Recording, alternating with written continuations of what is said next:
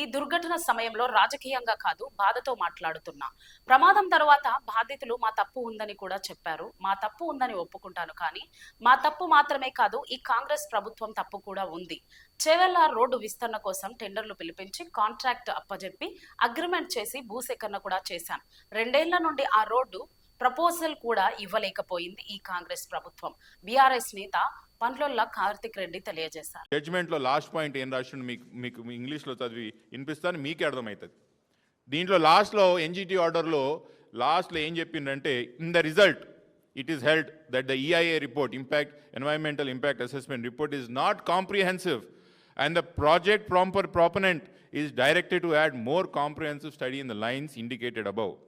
Till such comprehensive study is completed, the EAC environmental clearance recommendations granted will be kept in abeyance.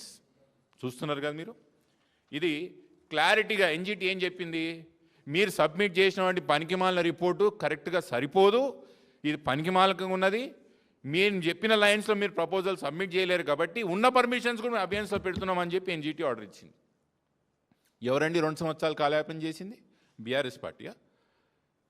మేము ఆ రోజు tender పిలిచి contract అప్పచెప్పి agreement చేసి land acquisition చేసి వీళ్ళకి అప్పచెప్తే వీళ్ళు పనికిరాని ఒక ప్రభుత్వం నడుపుతూ ప్రపోజల్స్ కూడా చేత కాదు ఈయనకే, వీళ్ళు ఈరోజు మా మీద వేలు చూపించే ప్రయత్నం చేస్తారండి.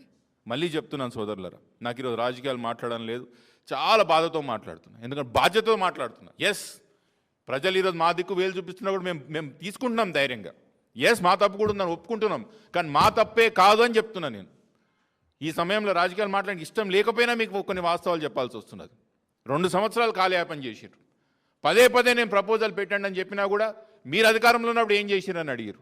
మీరు అధికారంలో ఉన్నప్పుడు ఎందుకు కంప్లీట్ చేయలేదు రోడ్లు అని అడుగుతారు. ఎవరని బుద్ధున్నోళ్ళు. నేను ఒక సొల్యూషన్ చెప్తున్నప్పుడు, మీకు కళ్ళ ముందు సొల్యూషన్ కనిపిస్తున్నప్పుడు రాజకీయాలు మాట్లాడతారా? లేదా అప్పుడే ఈ ప్రపోజల్ సబ్మిట్ చేసి ఈ రోడ్ మొదలుపెట్టింటే ఇంతమంది చనిపోయేవారు కాదు.